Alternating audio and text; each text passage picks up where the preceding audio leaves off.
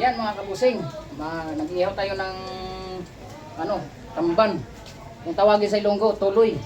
Wow! Yan, tikman nga natin to.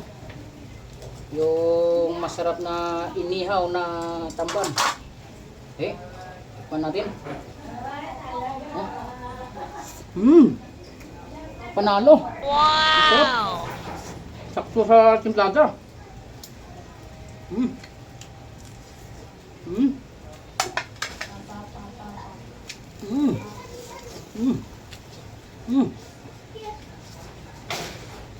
Patuloy ano? Laman. Ang sarap. Nilagyan ko ng ano eh.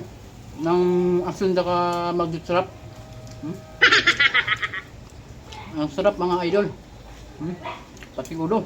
Kainin ko na to. Ayos.